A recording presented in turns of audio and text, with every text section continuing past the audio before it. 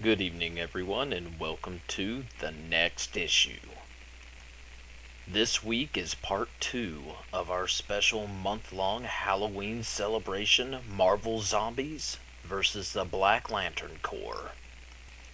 Now, before I get started, I do want to reiterate, just as I did last week, that for the month of October, these articles and videos that I'm doing are not for children. We are covering zombies here. So this is definitely not for little ones, as you can plainly see from the pictures I'm sharing here. Speaking of the last article I had, we covered the origins, first few tales of, the Marvel Zombies universe. A horrific tale of how one infected being from an alternate universe managed to infect everybody in this Marvel universe with the hunger. And within 24 hours, every super being managed to consume every non super being on the entire planet. This week, we're going to be touching base on the weaknesses and strengths, some of the powers that the Marvel Zombies have accumulated over time, especially when they're going to be coming up against their greatest rivals from the DC Universe, the Black Lantern Corps.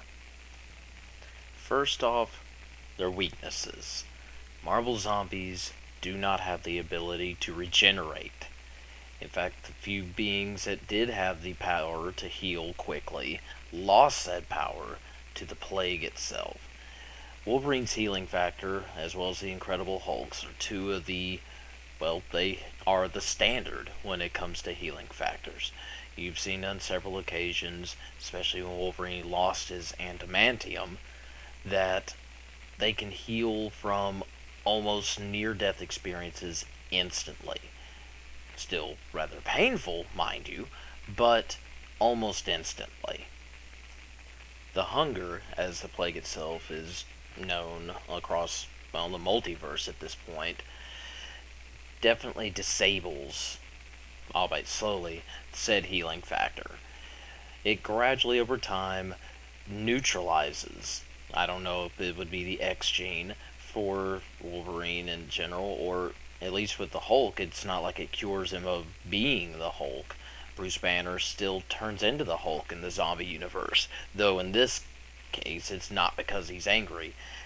Funny part here is the hungrier Hulk gets, the more powerful Hulk gets, so to speak. A very good example of this is at one point the Hulk consumes, or helps to consume, Magneto. Once Hulk is fed, he reverts back to Banner. Upon doing so, part of Magneto managed to rip a hole in Banner's stomach. Banner, being upset and angry about this, could not turn into the Hulk. His anger was not what caused it anymore. It wasn't until later, when Hulk got hungry again, that's whenever Banner turned into Hulk. A really good example of how Wolverine's healing factor has pretty much shut down is whenever they stumble upon the Silver Surfer himself. Wolverine goes to slash Surfer with his adamantium claws and manages to rip his appendage out from the dead, rotted skin. Now, we've seen several takes of Wolverine across the multiverse, and in this particular instance, Wolverine's adamantium claws is actually just grafted to his skeleton. His actual bones are not what's adamantium. So, when he does this, he's left with an arm that he cannot move, especially because his regeneration, his healing factor, no longer kicks in to grow him a new arm or replace the skin. So Wolverine has to cut his own arm off and go with just one arm at this point. Another weakness for the Marvel Zombies is that the hunger drives them so crazy that while they can come up with some strategy to a degree, their first instinct is always to charge head first, pun fully intended, actually it'd be teeth first at this point, straight at their enemy, often getting holes blown into them.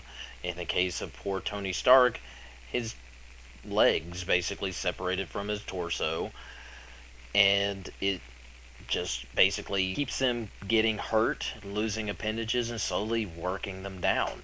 In a one-on-one battle, if, say, Captain America was charging at you, given it's Captain America, and I still wish you luck there, because the ones that still have their super strength and such, it's still there, super speed and all, but if you manage to take advantage of him charging at you hungrily, and you manage to smack his leg off, it will take him some time before he realizes, hey, I probably shouldn't be running headfirst at you. Now, the hunger can actually work its way through you very quickly.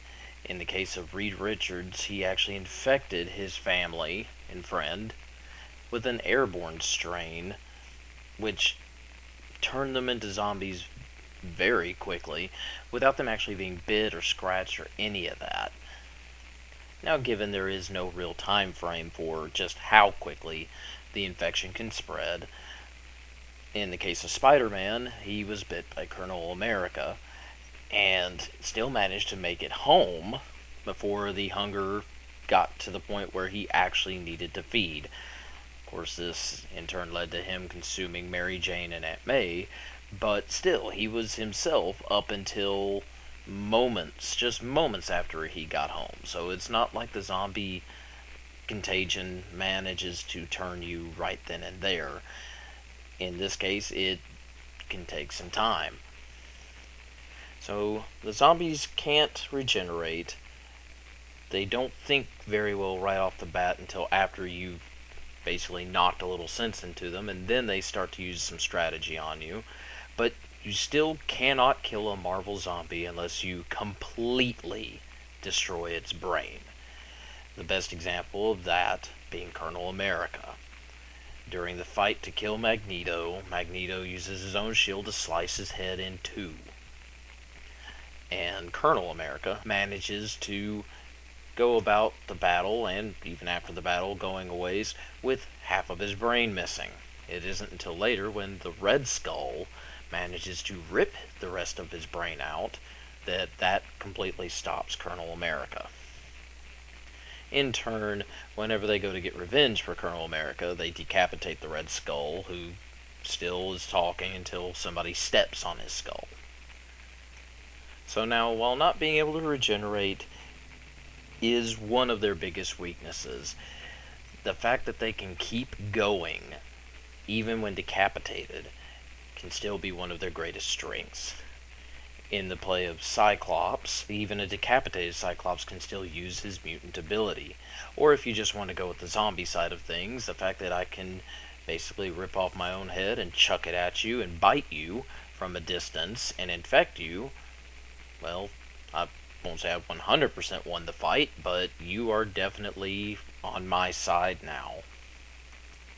Kind of edging our way more into the strength side here, it's not like the Marvel zombies are completely powerless. They all still have their powers, with the exception of healing factors and actually magic. Depending on the magic style, I'd say, because we don't really have a precedence for, say, Scarlet Witch or any of them, but powers such as Thor's obviously become weaker over time. Majorn smashes and breaks to pieces over the Silver Surfer. The Juggernaut, who is powered by the magic of the Crimson Gem of Sidorak, is still super strong and bulked up by Sidorak's armor, but is no longer invulnerable, as Wolverine managed to drive his claws straight through Kane's skull and then incinerate his skull with the power of Galactus that he had consumed. Actually, I believe it was Silver Surfer at this point. They were fighting over Galactus, but the power cosmic nonetheless. So by the end of this, it turns into mostly, once again, a normal DC versus Marvel. Your Hulk versus Superman, your, Wonder Woman versus Rogue and whatnot. But the wild card here being their undead powers, and what ends up being stronger, the hunger or the Black Lantern core ring. So let's look at this coming from a Marvel standpoint. when going up against the Black Lantern Corps, the Black Lantern Corps don't feed like normal zombies. They feed off of your heart after it's experienced great emotion. Now, the Marvel zombies can still feel emotion, and the Black Lantern Corps can still rip their heart out and consume it, which makes them stronger. This could be a plus and a minus depending on how quickly the Marvel zombies would be able to realize that this is gaining them power. Because to a Marvel zombie, what do they care at all if they have their heart? What's to say that they don't notice, say, Superman ripping out Wolverine's heart whenever he's going in a berserker rage, and the rest of the zombies just take their hearts out and stomp on them. Now the Black Lantern Corps no longer have the ability to feed on any of the emotional spectrum coming from their hearts. Now let us not also forget the fact that that the zombies from the Marvel Universe can consume undead flesh. Usually it tastes really bad to them, but they can do it.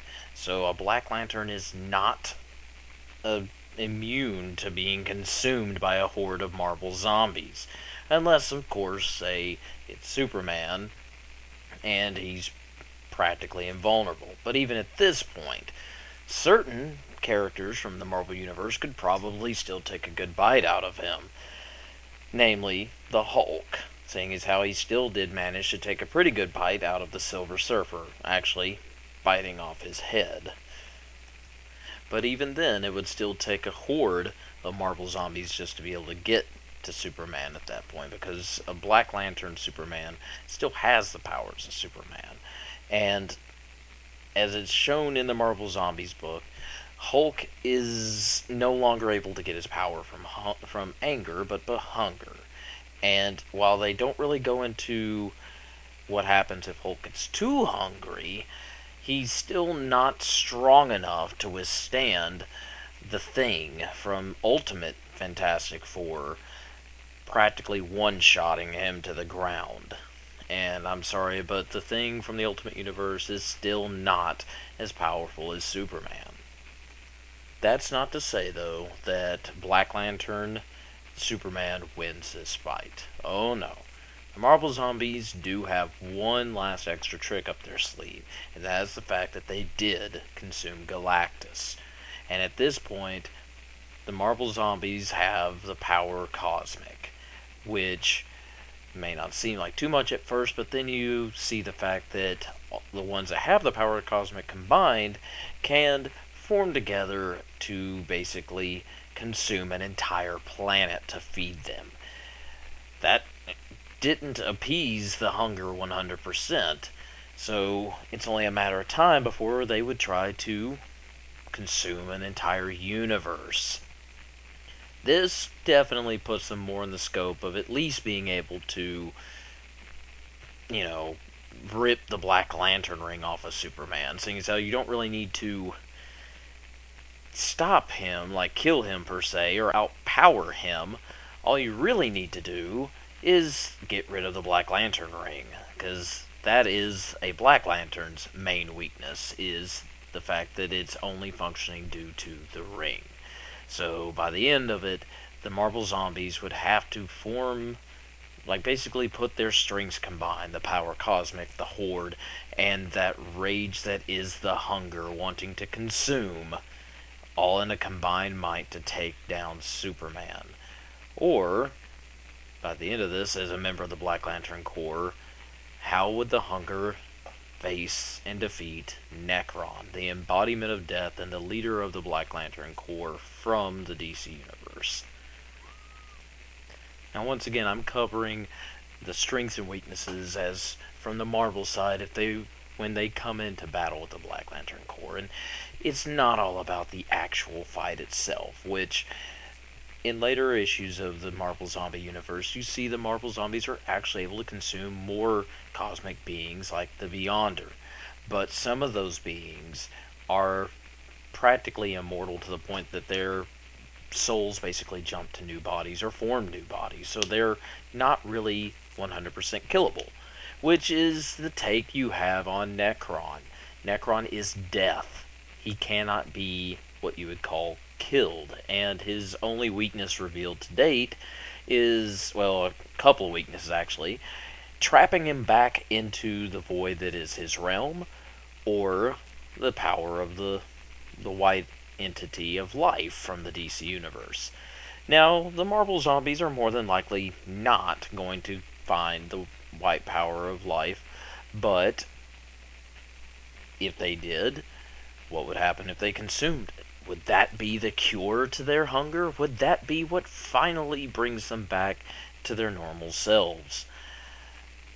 And even if that didn't happen, the fact that the Marvel zombies are able to still think as their normal selves, albeit only after consuming, or at least after they find out their normal tactics aren't working, when you take into account Ultimate Reed Richards and Ultimate Tony Stark, as well as a few of the other brains they have in here, it wouldn't take them long for the Marvel zombies to devise a plan, because this is still zombified, but they are the Avengers, and they do not just lay down and accept defeat.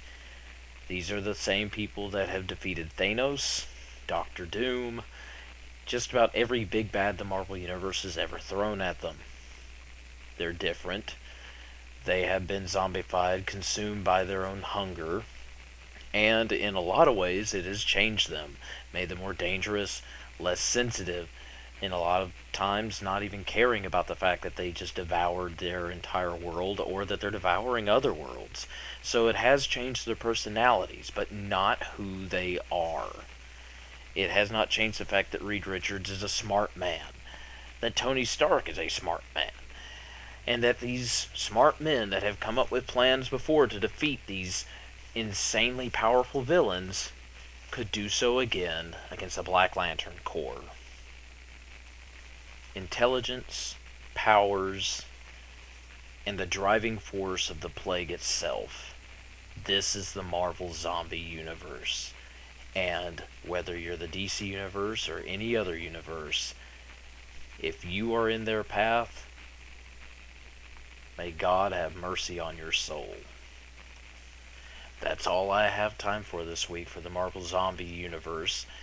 Be here next week whenever we start to go into the history and origins of the Black Lantern Corps and their leader Necron, as our march to the battle between these two insanely powerful zombie forces continues. I'll see you next time for the next issue.